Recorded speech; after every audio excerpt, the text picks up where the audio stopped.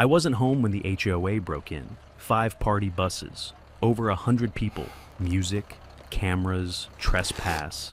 They thought they were throwing a party on an empty mountain cabin. What they didn't know was that every step they took was being recorded, and the trap was already live. I don't usually expect anything interesting from my mailbox. At my age, most of it is predictable. Utility bills, property tax notices, flyers trying to sell me something I already own. It's the quiet, unremarkable rhythm of adult life. The kind you don't question because it means nothing has gone wrong. I live in the city now, Denver. A condo with neighbors close enough that you learn to ignore footsteps in the hallway and televisions through shared walls. It's convenient, efficient, and after a certain point in life, convenience starts to matter more than excitement. But that condo has never been my home. My home, the place that feels like mine, sits hours away, up in the mountains of Chaffee County. A small cabin tucked along an old spur road most people don't even know exists. No streetlights, no sidewalks, no homeowners association, just trees, wind, and silence. That last part mattered more to me than anything else. I didn't stumble into that cabin by accident. I didn't inherit it. I didn't buy it on impulse. I searched for it deliberately, patiently, and expensively, because there was one requirement I would not compromise on: no HOA. People sometimes laugh when I say that. They think it's stubbornness or some generational grudge against rules. But anyone who's lived long enough, anyone who's watched power drift into the wrong hands, understands exactly why I made that choice. I've seen what happens when a handful of people get a little authority and start calling it community. I've watched small committees turn into private governments. I've watched bylaws get interpreted, reinterpreted, and weaponized. And I've watched reasonable people learn, far too late, that signing a deed doesn't always mean owning your land the way you think it does. So, when I started looking for a place in the mountains, I did what most people don't bother to do anymore. I checked everything, not just the listing, not just the title insurance. I pulled the original deed, I reviewed the plat maps, I cross-checked county records, I confirmed easements, access rights, and boundaries line by line. I made sure there were no future development plans, no buffer zones, no quietly written clauses that could someday be used to say, well, actually, when I finally found the cabin, it cost more than similar properties nearby. People asked me why I didn't just buy downhill in one of the newer developments. The answer was simple. Those developments came with rules, boards, presidents, committees, votes, and people who confused proximity with ownership. My cabin didn't. It sat on independently deeded land, surrounded on 3 sides by national forest.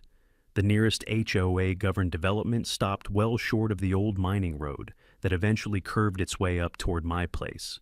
Jurisdiction ended there, cleanly, permanently. I paid extra for that certainty, because for me, the cabin wasn't an investment property. It wasn't a vacation rental. It wasn't a venue. It was where I went when I needed the world to stop talking. I didn't go up every weekend. Sometimes months passed between visits. That wasn't neglect. It was trust. Trust in the land, trust in the boundaries, trust in the fact that private property still meant something, at least on paper. And that's the part people like to misunderstand.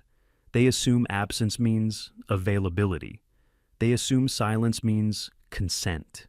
They assume that if you're not physically present, you've somehow forfeited the right to decide what happens on your own land. I've spent enough years around investigations, disputes, and legal aftermaths to know that assumption is where most trouble begins. The irony is, I didn't buy the cabin to fight anyone. I bought it to be left alone, which is why, when that thick cream-colored envelope showed up in my city mailbox one morning, heavy paper, embossed seal, elegant font, my first reaction wasn't anger, it was recognition. Because you don't send something like that unless you already believe you're entitled to an answer. And you definitely don't send it unless you think the land you're asking about is already within your reach. The envelope stood out immediately. It wasn't white, it wasn't thin. It didn't look like anything that came from a utility company or a government office. This one was cream-colored, heavy in the hand, with a gold emblem pressed neatly into the corner. The lettering was formal, balanced, carefully chosen. It had the look of something meant to impress. The return address read, Vista Crest Peak Association. I remember standing there in the quiet hallway outside my condo, still half awake, a mug of black coffee cooling in my hand, staring at it longer than necessary. At first, I honestly thought it had been misdelivered. Then I remembered something most people forget. Property tax records are public. They don't just list who owns the land. They list where the bills get sent. She'd pulled my tax records. Public information, sure.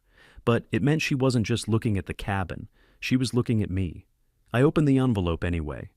The paper inside was thick and textured, the kind people use when they want their words to feel heavier than they actually are. The font was elegant, conservative, the tone polite to the point of performance. It read like a wedding invitation.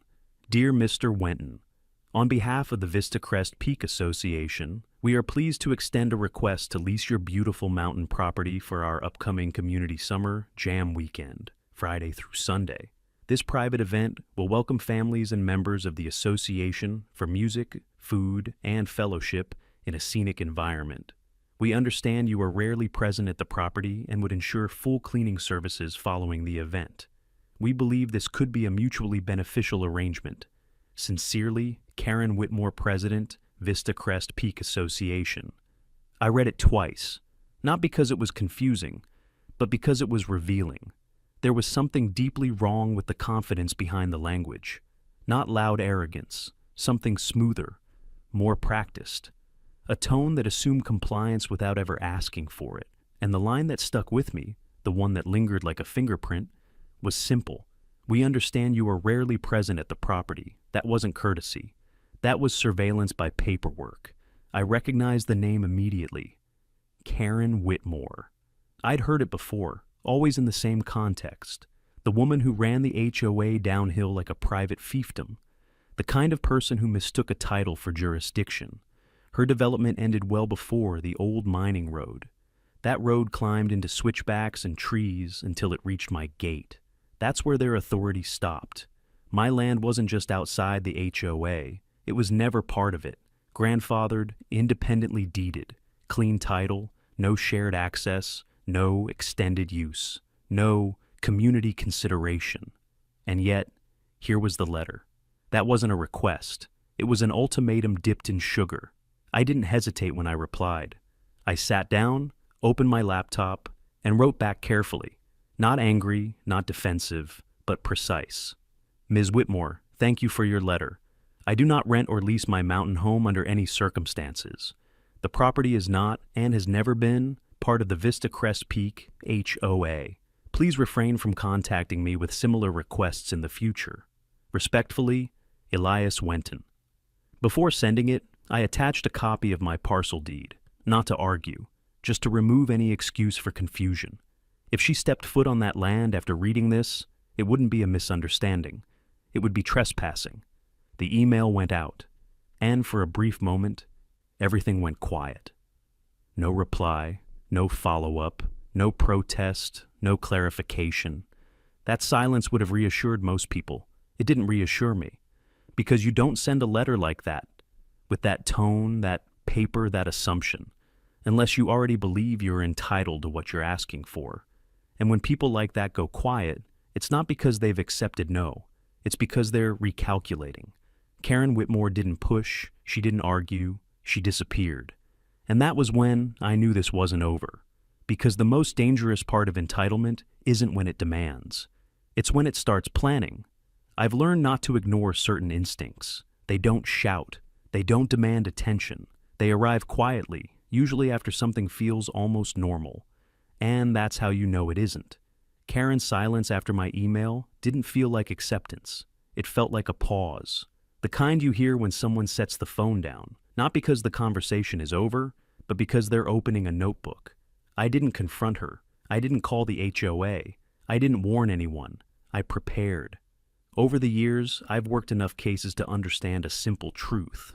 When people cross boundaries, they rarely do it by accident the second time. They do it because they've convinced themselves no one is watching. My cabin already had a basic security system, motion sensors, cameras, a cellular uplink for when the internet went down. Enough to deter a curious hiker or a lost tourist. But deterrence wasn't what I wanted. Documentation was. So I upgraded quietly. I didn't turn the place into a fortress. I didn't add anything dramatic or obvious. I just made the system smarter, the way a good watchman is smart, calm, patient, unblinking. Every camera was updated to log not just motion, but identity patterns, faces, vehicle shapes, entry paths, timestamps accurate to the second. Everything backed up automatically, mirrored to cloud storage that didn't care whether the cabin had power or not. Then I added a layer most people never think about.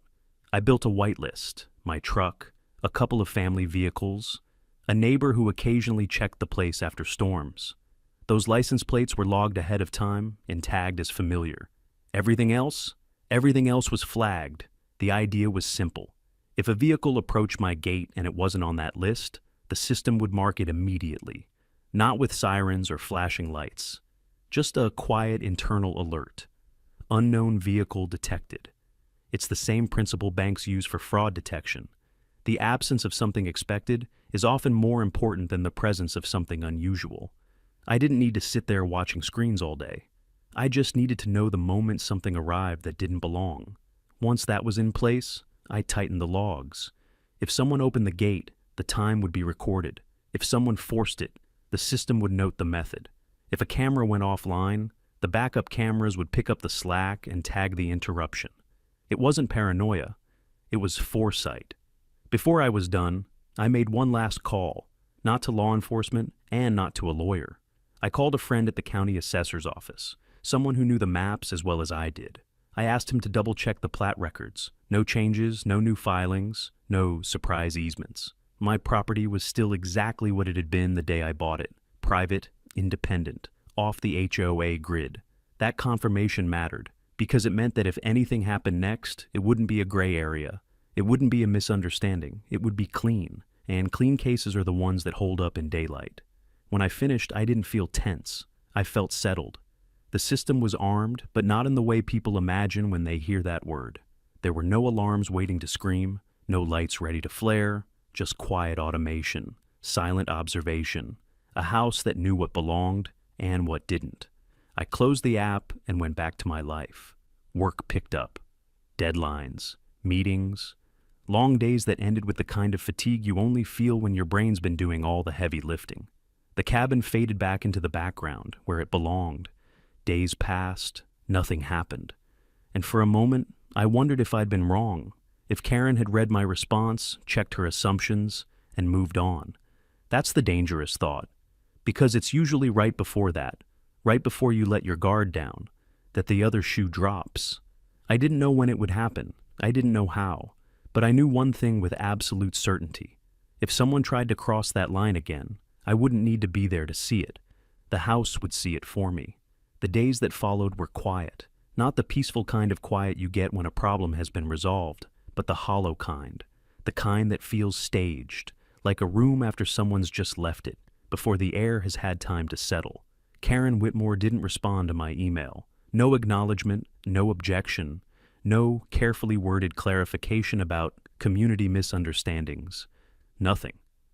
At first glance, that might sound like a win. Most people would have taken it as confirmation that the boundary had been respected, that the matter was closed. I didn't. Because silence, when it follows entitlement, is rarely surrender. It's recalibration. I went back to my routines in Denver, early mornings, coffee strong enough to taste like regret, work that demanded focus and rewarded it with fatigue, meetings that blurred together, emails that never seemed to end. On the surface, everything was normal, but in the background, there was a low, persistent awareness, the same one I get when reviewing a case file that looks clean until you realize one detail doesn't quite line up. I checked the cabin app once a day, not obsessively, just enough to confirm nothing had changed. No alerts, no unknown vehicles, no motion beyond the usual deer passing through the clearing at dusk. The system was quiet, too quiet. A week passed, then another, and with each day that went by without incident, the silence grew heavier, not lighter.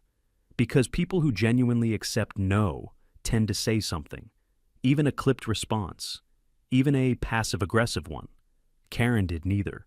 That told me more than any angry email ever could. It told me she wasn't done. I found myself thinking back to the letter, to the confidence baked into every line, the way it assumed my absence was a detail to be managed rather than a boundary to be respected. People like that don't pivot easily. They don't abandon plans, they adjust them. And adjustment takes time. I didn't change anything. That was important. No extra calls, no warnings, no attempts to get ahead of whatever might be coming. When you move too early, you tip your hand. Instead, I let the system do what it was designed to do. Watch, record, wait. There's a strange calm that comes with that kind of patience. Not because you feel safe, but because you've accepted that if something happens, it will happen on your terms. Documented, time-stamped, undeniable. By the end of the second week, the cabin felt far away again. Just a dot on a map. A place I'd return to when time allowed. I almost convinced myself that was all it would ever be. Almost. Then, late one Saturday morning, while I was halfway through a task I don't even remember now, my phone buzzed on the desk beside me. It wasn't a system alert. It was a call, from a number I recognized. And before I even answered it, I felt that familiar tightening in my chest, the one that tells you the quiet you've been sitting in is about to break. The phone buzzed again before I answered it. That's usually how I know something's wrong. When my hand hesitates, not because I'm busy, but because a part of me already understands what's coming. "Hey," I said, keeping my voice neutral. There was a pause on the other end, not the awkward kind, the cautious kind. "Elias," the voice finally said, "you up at the cabin today?" It was Paul Rafter, my nearest neighbor in the mountains, half a mile downhill, give or take. Horse ranch, former fire lookout back when those still existed. We weren't close friends, but we shared the kind of familiarity that comes from mutual respect and long sightlines. "No," I said. "I'm in Denver." "Why?" Another pause. "Well," he said slowly, "this is going to sound strange, but you're not throwing some kind of party up there, are you?" I stopped what I was doing. "What kind of party?" This time, the pause stretched longer. "Big one," Paul said. "I just watched 5 buses come up the spur road. Full-size party buses. They turned off the highway like they knew exactly where they were going." My stomach tightened, not in panic, but in recognition. "Buses," I repeated. "As in charter buses?" "White ones," he said. "Tinted windows, lights still running. They're pulling in now. Looks like people are unloading tables, balloons, sound equipment." I didn't respond. I didn't need to. My hand was already on my phone, opening the security app. The feed took a second to load. Just a brief flicker of static. Then the driveway camera came online. 5 buses. Parked in a staggered line along the gravel clearing just outside my gate. Engines idling, side doors open, people pouring out in clusters. Adults, kids, coolers, folding chairs. Someone wrestled a portable speaker out of a luggage compartment. Another dragged a stack of plastic bins like they'd done this before. Then the alert appeared at the top of the screen. Unknown vehicles detected. 5 license plates, none of them on my whitelist, flagged and logged in under 2 seconds. I felt something click into place. Not anger, not fear, clarity. Paul was still talking, his voice faint through the phone. "I figured you'd want to know. They hung a banner too, big one. Says Vista Crest HOA Summer Jam." The camera angle shifted as one of the buses pulled forward, tires crunching over the gravel I'd laid down myself years earlier. A man in khaki shorts and a polo shirt stepped into frame, clipboard in hand, waving people toward the gate like he was directing traffic into a parking lot he owned. The gate, my gate. I pulled up the access logs. 9:47 a.m. Forced override detected, chain lock severed, keypad tamper recorded. They hadn't wandered in. They'd come prepared. Another feed came online automatically. The porch camera this time. And there it was. A wide vinyl banner stretched between the wooden columns I'd built with my own hands. Vista Crest, HOA Summer Jam. Private event. Private. The word hung there, bold and absurd, flapping slightly in the mountain breeze. People moved through my space like it was public land. Someone set a cooler down on my deck. Kids ran straight for the hammock. A woman tried to hang streamers off the satellite dish like it was a decorative hook. Music started, low at first, then louder. Both thumping hard enough that I could see the railing on the back deck vibrate. I leaned back in my chair and closed my eyes for exactly 1 second, not to calm down, to decide. When I opened them again, the switch had flipped. This wasn't a situation to interrupt. It was a situation to document. I ended the call with Paul and activated the next layer of the system. Exterior lockdown engaged, interior access sealed, microphones live, floodlights armed but dormant, trespass protocol enabled. The software began tagging movement automatically, faces boxed and numbered, paths traced in thin lines across the property map, vehicles logged, entry points marked, timestamps rolling in clean, precise increments. 70 profiles registered within minutes, then 80, then more. From another angle, I watched 2 people wander into the garage, looking for an outlet. They dragged an extension cord across the stone patio, like it belonged to them. On the upper deck camera, someone climbed the steps with a drink already in hand, laughing as they kicked their shoes off near the edge of the deck, posing casually against the railing, the canyon drop yawning just beyond it. A place where one wrong step meant a long fall. A phone came out. A pose, a careless twirl, a TikTok moment, framed perfectly against a view that wasn't theirs. I didn't shout, I didn't curse, I didn't even move from my chair, because by then, it was clear. They hadn't broken into an empty cabin. They'd walked straight into evidence. Once the switch flipped, everything slowed down. Not outside, out there, the chaos was building, but inside my head. That's how I know I'm past the point of reacting and into the part where decisions matter.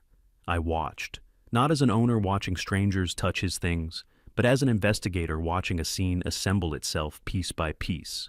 The first thing that struck me wasn't the noise, it was the certainty. The way people moved like they'd been told this place belonged to them. No hesitation, no looking around to ask, "Are we allowed to be here?" They unpacked with muscle memory, folding tables unfolded along my deck, their legs scraping against wood I'd sanded and sealed myself. Someone dragged a grill across the stone patio and set it down without even checking what it rested on. When the lid flipped open, sparks jumped, tiny, careless flashes, and I watched a dark scorch bloom into the edge of my teak bench. That bench had been there longer than most of the people standing on it. I felt my jaw tighten, then I let it go. Anger is loud, evidence is quiet. On another feed, a man staggered toward the trees just off the trail that led downhill. He disappeared from view, then reappeared a minute later, zipping his jacket as he walked back toward the music. That spot fed into the same runoff that supplied my water line. I made a note: time, camera ID, direction of travel. Nearby, a group of kids had discovered the woodpile. They clambered over it, laughing, tossing split logs like toys. One slipped and skinned a knee. He cried for a moment, then got pulled back into the noise by an adult who didn't even look at where they were standing. No one considered that this wasn't a park, or that the ground here didn't forgive mistakes. Up on the deck, drinks multiplied. Cups appeared on railings, on windowsills, on the steps. Someone leaned back against the handrail that overlooked the canyon and kicked their heels against the wood, completely unaware, or unconcerned, with how little stood between them and open air. I zoomed in just enough to see the grin on their face. That was the moment I realized something important. This wasn't just trespass, it was recklessness. If someone fell, if a child wandered too far, if a grill tipped or a spark caught dry pine needles, there would be injuries, lawsuits, headlines, and someone else's version of events. That's why I didn't intervene. I didn't call out. I didn't trigger alarms. I didn't do anything that might scatter them or give them time to coordinate a story. Instead, I let the system work. The microphones picked up laughter, music, snippets of conversation. Nothing dramatic, nothing illegal on its own, but all of it placed exactly where it shouldn't have been. The cameras followed movement patterns automatically, drawing thin lines across the property map.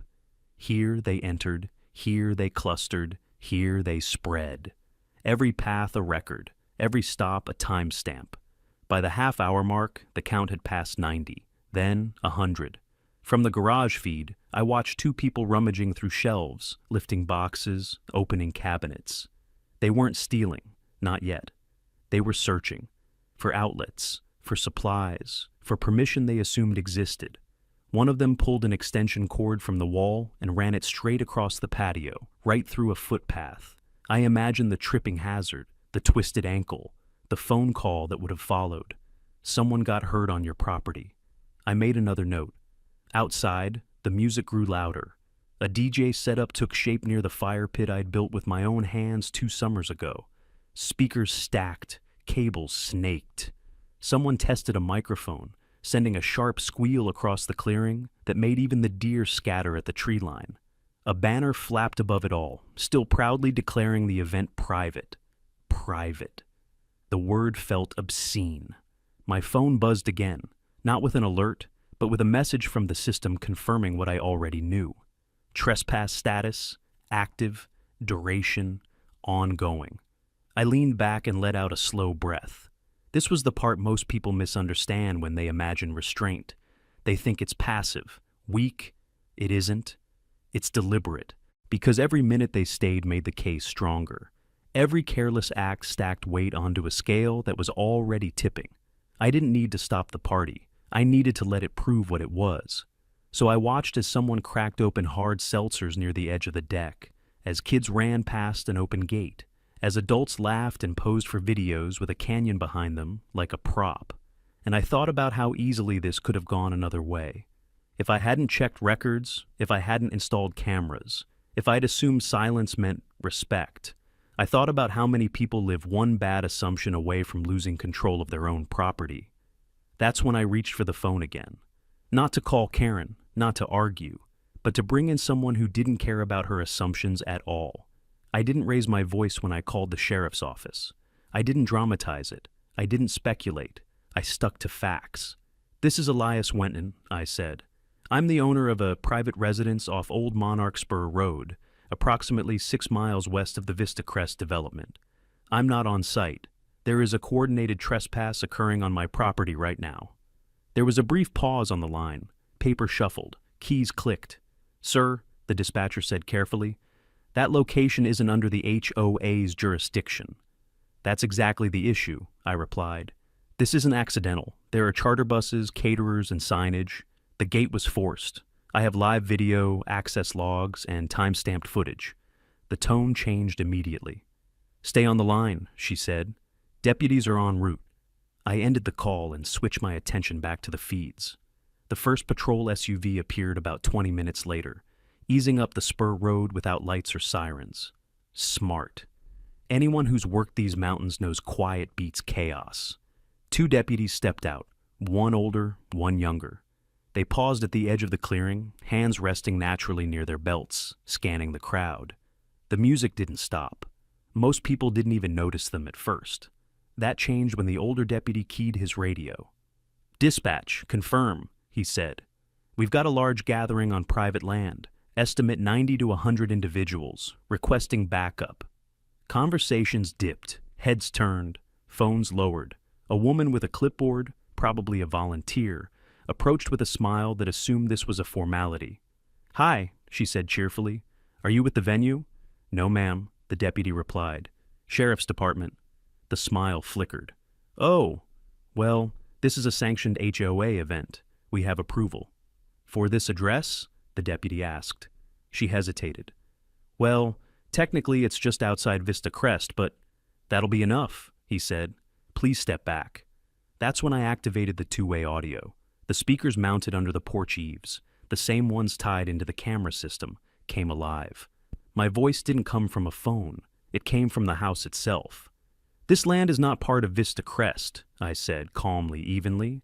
"It is privately deeded property. I am the owner, Elias Wenton, deed number 9946B, Chaffee County."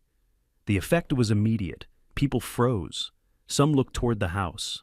Others glanced around like they were trying to locate where the voice was coming from. "I am not on site," I continued. "I am monitoring this in real time from Denver. You are standing on my land without permission. The gate was forced at 9:47 a.m. That has been recorded." The deputies looked up at the porch, then back at the crowd. A ripple of unease moved through the clearing. And then Karen Whitmore stepped into view. She didn't hurry. She didn't look flustered. She walked forward like someone arriving late to a meeting she expected to control. Sunglasses in place, phone in hand. That practiced expression of authority locked firmly on her face. "What exactly is the problem here?" she asked, addressing the deputies, not the voice that had just spoken. "This property is not under HOA jurisdiction," the older deputy said. "We believe this event was organized without the landowner's consent." Karen scoffed. "This is a misunderstanding," she said. "Mr. Wenton owns the cabin, yes, but he's not here. He lives in Denver. Everyone knows that." "That doesn't give you permission to occupy it," the younger deputy replied. Karen's tone sharpened. "I'm the president of the HOA," she said. "This is a sanctioned community event. You're disrupting it." The older deputy didn't blink. "Ma'am," he said evenly, "you don't command the sheriff's department." That landed hard. Karen turned slightly, frustration bleeding through her composure. "He's disrupting a sanctioned community event," she snapped. "According to the schedule I track, he's supposed to be in Denver until Tuesday." The clearing went quiet. Even the music seemed to dip. The younger deputy turned slowly. "You track his schedule?" he asked. Karen opened her mouth, then stopped. For just a fraction of a second, the mask slipped. "I mean," she began, but it was already too late. The older deputy stepped aside and spoke into his radio. "Dispatch," he said. "We may be looking at additional issues here, possible premeditation." Another deputy began photographing the gate, the severed chain, the damaged keypad. Names started being taken, one by one, license plates logged, body cameras rolling. Near the buffet table, a man quietly set his plate down.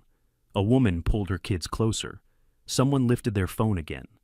But this time, they weren't filming the party. They were filming Karen.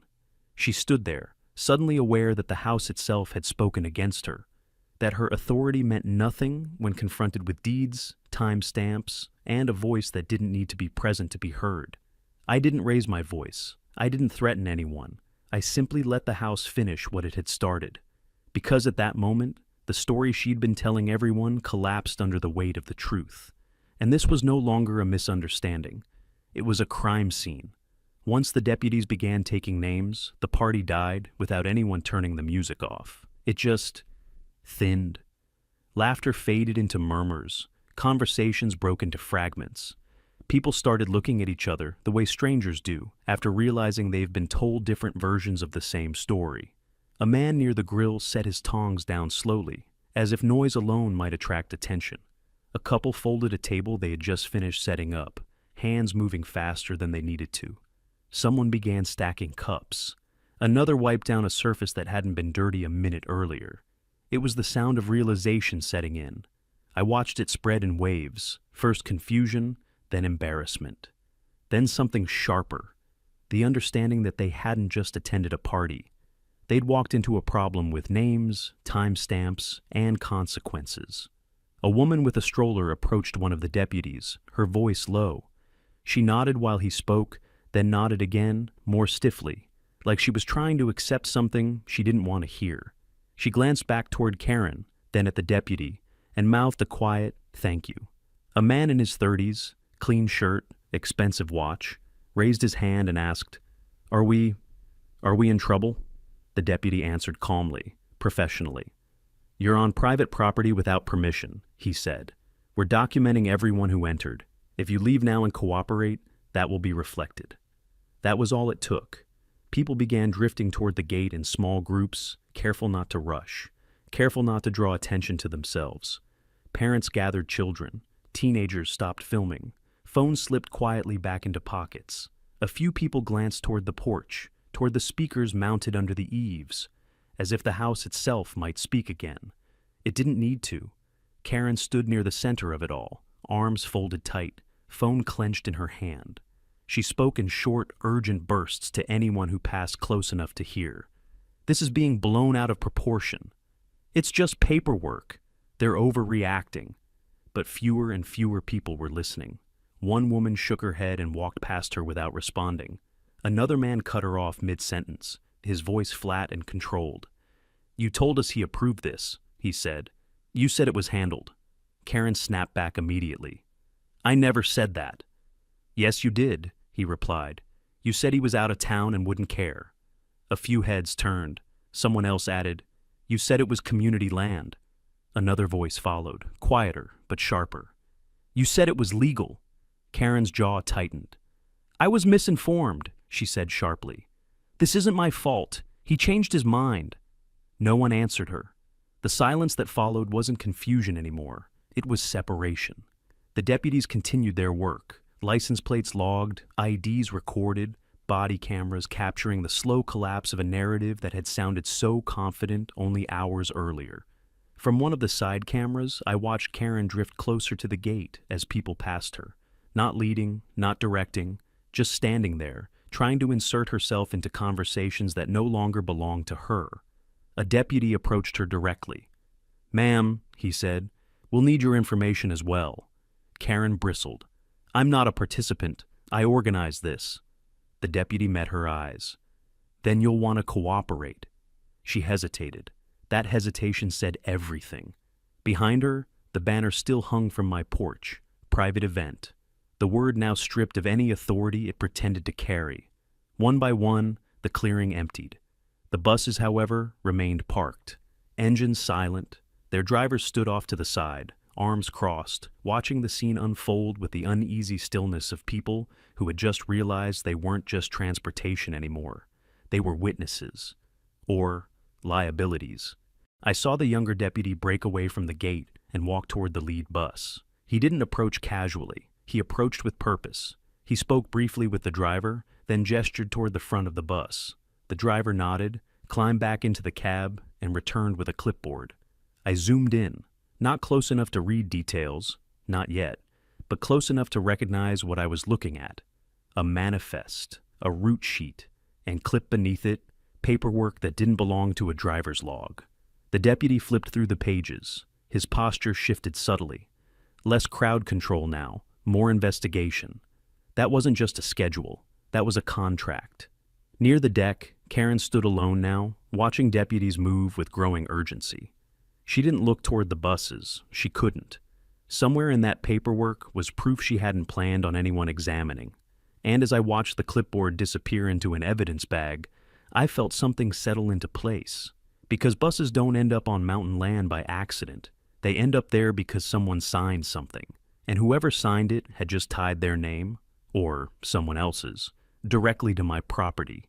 I already knew what came next. I was going to pull that thread. The real damage didn't happen on the mountain. It happened later, quietly, in offices, across email threads and document servers. That's something most people don't understand about cases like this. The scene, the buses, the deputies, the crowd, that's just the front door. The real house is built out of paperwork, and paperwork always tells the truth.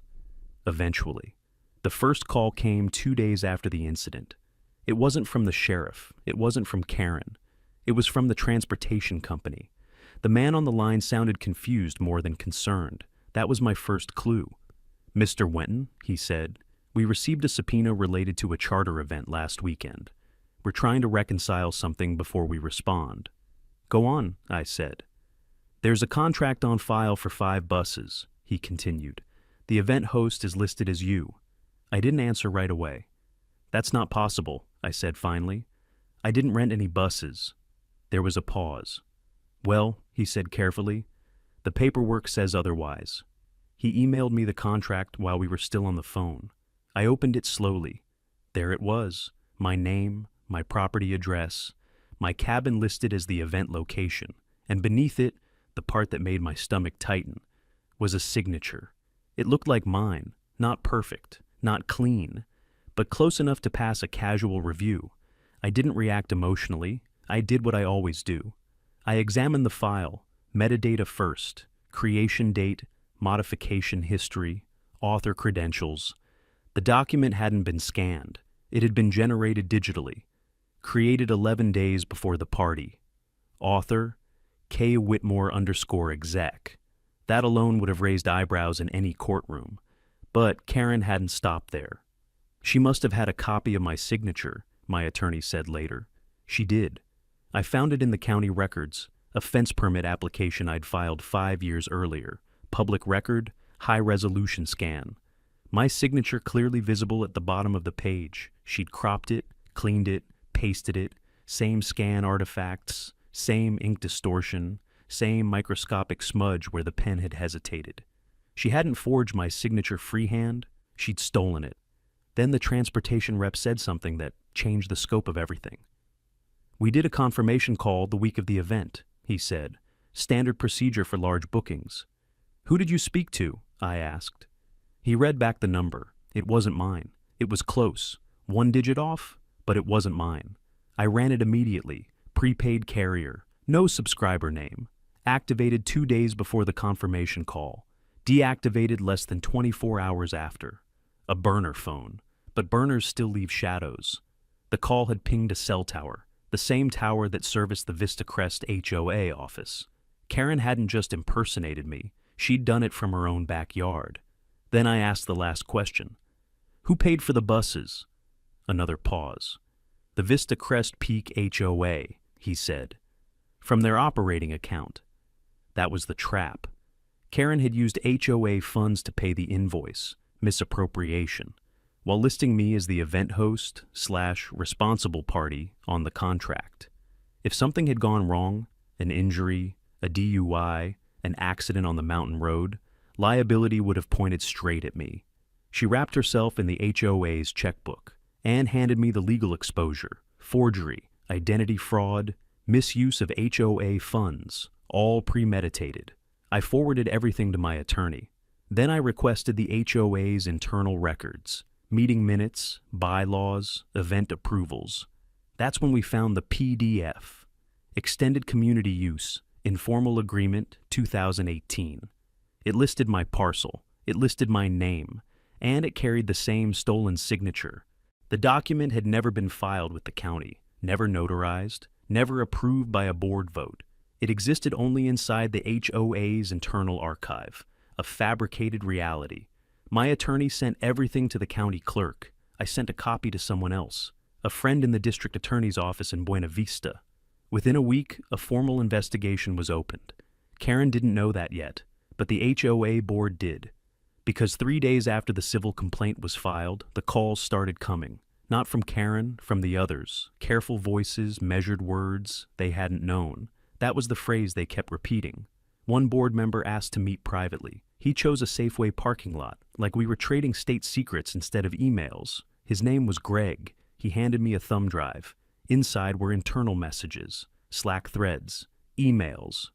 Karen, writing plainly, "We'll call it community expansion. No one reads land use policy. He's in Denver. He won't even know." I made it look like he approved it. There was no ambiguity left. Karen hadn't misunderstood anything. She hadn't guessed. She'd planned it. And now the evidence didn't belong to me alone. It belonged to the state. The fallout didn't arrive all at once. It came in layers. The civil suit landed first. Clean, precise, impossible to misread. Criminal trespass, breaking and entering, fraudulent misrepresentation, identity theft, misuse of HOA funds, each count backed by timestamps, contracts, metadata, and witness statements. Then the insurance carrier called, not to defend the HOA, to step away from it. The representative's tone was careful, almost apologetic. That was how I knew the decision had already been made.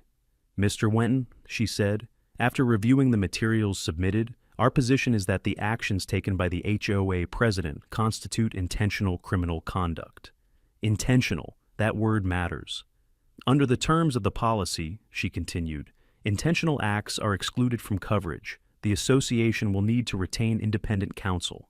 No coverage, no defense fund, no safety net. That single call did more damage to the HOA than any lawsuit ever could. Because when insurance walks away, reality shows up. The board scrambled. Emergency meetings were called. Some properly noticed, some not. Lawyers began emailing other lawyers. Emails that used to CC half the neighborhood suddenly went dark, replaced by private threads and late-night phone calls. Karen tried to regain control. She convened an emergency vote among a smaller circle, one that wasn't announced in accordance with the bylaws. During that meeting, she framed the situation as a misunderstanding, blown out of proportion. A community celebration twisted into a legal ambush. She claimed the board had approved the event. She claimed she was being unfairly targeted, and then she crossed the line she couldn't uncross. She produced edited email chains, not fabricated from scratch. That would have been obvious, but trimmed, cropped, context removed, just enough missing to change meaning without changing words. She urged board members to sign affidavits stating they believe my property had long been considered part of the extended community grounds. One board member refused. 2 days later, that same member received a notice of violation for an unauthorized patio extension that had existed for over a decade. The message was clear: fall in line or pay. That tactic didn't have the effect Karen expected. It didn't consolidate loyalty. It exposed fear. Resignations followed, quietly at first, then publicly. People who had stayed silent now had a reason not to. With insurance gone, liability had names attached to it: personal names, bank accounts, retirement plans. No one wanted to be the last person holding the pen. The county's white-collar crimes unit entered next, officially under the banner of a zoning compliance audit. Unofficially, everyone knew what they were really there for. They requested financial records, then digital communications, then hardware. Karen claimed her HOA-issued laptop had been lost during a recent move. That lie lasted less than a week. When the device was recovered and imaged, the digital forensics team found what hurried people always leave behind: deleted emails, cached drafts, and half-finished messages never meant to be read. One thread stood out. Subject: community access language. Workaround: in it, Karen asked a legal assistant, off the books, for phrasing that could imply community access rights without claiming deed ownership. Something soft, she wrote. Something that would stand up if questioned. The assistant refused and documented the exchange. That documentation went straight into the case file. Then something unexpected happened. One of the guests from the party came forward, a man who had brought his kids, someone who had believed Karen when she said the event was approved. He hadn't intended to become a witness, but he'd taken a selfie video. It had gone mildly viral on TikTok the week of the party. Nothing special, bad music, sunburned smiles, a canyon in the background. What mattered wasn't the video, it was the audio. In the background, clear enough once cleaned up, Karen's voice could be heard laughing. "He'll never even know," she said. "He's in Denver. It's not like he has cameras up here." The forensic team isolated the clip, enhanced it, and matched it to known voice samples. It was her. Premeditation, awareness, intent. The charges escalated: criminal trespass, forgery of legal documents, fraudulent impersonation, misuse of association funds, retaliatory conduct within a governing body. Karen tried to change the narrative one last time. During a recorded HOA Zoom meeting, one I later obtained, she claimed she was being politically targeted, that the investigation was a witch hunt meant to undermine female leadership in a male-dominated space. It might have worked, until she snapped. "You all knew," she said, sharp and bitter. "You just don't want to admit it now that he's got lawyers." That was the moment it broke. One by one, board members publicly disavowed her. Some resigned. Others submitted sworn affidavits detailing how she'd manipulated documentation, threatened fines, and silenced dissent. The final blow came from her own vice president, a retired municipal planner named Ruth. Ruth submitted a letter to the county prosecutor stating that Karen had acted independently, with intent to mislead both the community and the board, and that multiple votes and expenditures had been rushed, misrepresented, or fabricated entirely. Karen was removed by unanimous vote. No speech, no applause, just a line in the minutes. Within weeks, the HOA's attorney reached out to mine with an offer, a settlement, $370,000. No negotiation, no counteroffers. They wanted it over. Karen, meanwhile, faced criminal sentencing. The district attorney offered a deal: 2 years of supervised probation, restitution, and a prohibition from holding any administrative, fiduciary, or enforcement role in any HOA, community board, or municipal committee for 10 years. She accepted. Not because she agreed, because there was nothing left to fight with. Power had carried her exactly as far as it could, and then it dropped her. I didn't go back to the cabin right away. After the hearings, after the filings, after the quiet flood of messages from reporters looking to turn the story into something louder than it ever needed to be, I stayed where I was, in the city. I let the noise burn itself out. There's a temptation, after something like this, to rush back to the scene, to reclaim it, to stand where the trouble happened and prove it's over. I've learned that closure doesn't work that way. 2 months passed before I drove up the old spur road again. The trees had started to turn, that Colorado gold creeping down the slopes like fire, lighting the forest from the inside out. No buses this time, no banners, no voices echoing where they didn't belong, just wind. When I reached the gate, I stopped the truck and got out. Not because it was broken, it wasn't, but because it was different. Heavier steel, reinforced hinges, motion-activated lights angled just enough to illuminate faces without advertising themselves. Subtle changes, permanent ones. And bolted at eye level, centered and unapologetic, was a small metal sign, laser-etched, weatherproof, private property, no trespassing, simple, clear, final. I walked the perimeter slowly. The deck had been sanded and resealed where it needed it. The fence line straightened, the chain replaced. You'd never know 100 strangers had once treated this place like a venue. Inside, everything was exactly as I'd left it. The cameras still logged movement. The system still tracked faces, now cleared, reset, quiet. Karen Whitmore's profile had been archived, tagged, and locked away like a closed case file. A clean slate. That evening, I sat on the back deck with a drink and watched the sun drop behind the mountains. No music, no laughter, just the low, steady sound of wind through pine needles and the distant call of a hawk.